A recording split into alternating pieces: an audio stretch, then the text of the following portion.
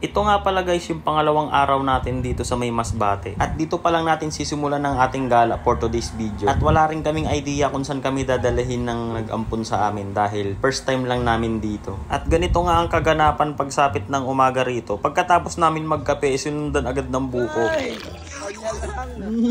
Panalo. Ay, talaga nga naman magkikita-kita mamaya sa may banyo. At pagkatapos nga niyan ay nagyaya na silang kumain. At talaga nga namang napaka-senyorito at senyorita namin dito. Nakahain agad ang pagkain sa amin. Last na natin to. Yan nga pala ang almusal natin guys. Napakasimple lang. Meron pa yan mamaya tanghalian. Kaya naman napakatindi na nag-ampun sa amin. Maraming salamat Boss Re at Madam Ye. Grabe yung pag-spoiled nyo sa amin. So ito na nga guys no. Nag-breakfast kami habang kumakain. At syempre may mga tropa tayong hindi mapirmi sa isang tabi at hindi matigil sa pagkakalikot na motor. Kaya yan pagkatas kumain, kalikot agad ng motor. Alam ko na naman. Isa pa to. Itaas ba yung ano? Kahapon pa to nagpupunas ng motor. Saan ang plies? Ang motor nyo, mga napakasiselan eh. Seven press na. Parang mateteta no eh. Pagka ano. Buti na lang yung hiniram ko. Basic lang. Tamang tingin nga lang din kami dito sa tinaguri ang big bike sa probinsya, itong Carabao 155. Limited edition nga lang yan, bihira ka makakita sa may Manila. At ilang saglit nga lang dumating na itong truck na sasakyan natin. Yan na magsisilbi nating service for today's video. Hindi na nga kami pinagmotor kasi baka mapagod lang daw kami. Pabor naman sa amin to guys kasi gusto din namin ma-experience dito na sama-sama kami. At parang ang pinatawag kami dito ni Foreman.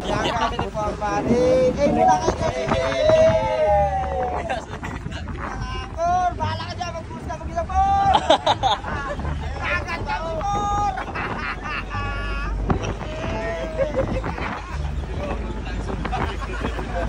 Finish na lang pala eh. Push na!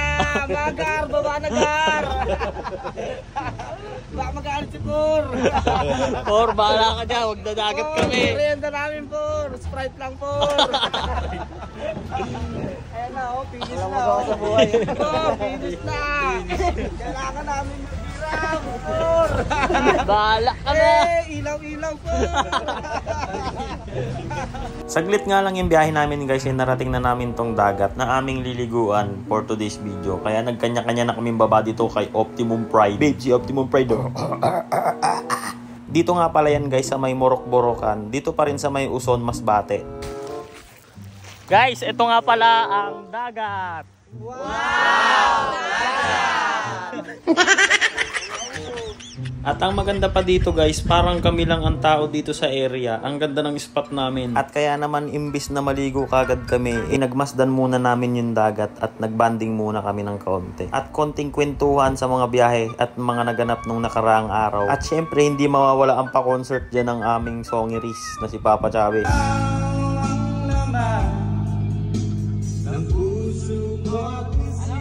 At syempre, hindi makakumpleto ang inyong barkadahan kung wala kayong tropang patulog-tulog lang. Imbis kasi naga-enjoy, anong ginagawa? Sinabi ko sa inyo, huwag kayong manonood ng ball pagtanghaling tapat, ha? At ito na naman nga guys no, food trip time na naman tayo. Ayan, kakain na tayo kaya yung dalawa nagising na. Pag nakarinig na kakain na, mabilis pa yan sa alas 5. At pagkatapos nga namin guys kumain ay naligo na rin kami dahil inabutan na rin kami ng low tide dito. Doon kami banda naligo sa may pinakamalapit na malayo. Hindi ko na nga rin na-videohan yung paglangoy namin dahil lobat na yung charger ko.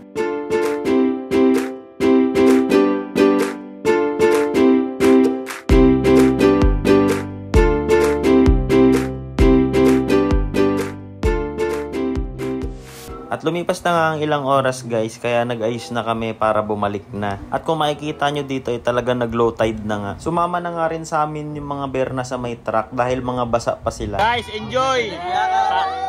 Akala nyo masaya dito.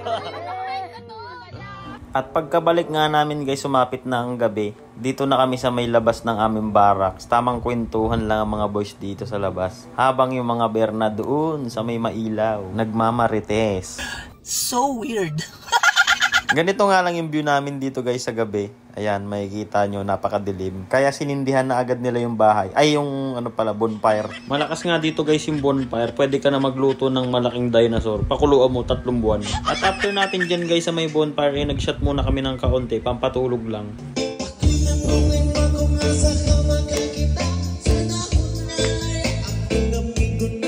At pagtapos nga namin dyan guys ay natulog na rin kami dahil may gala pa tayo bukas.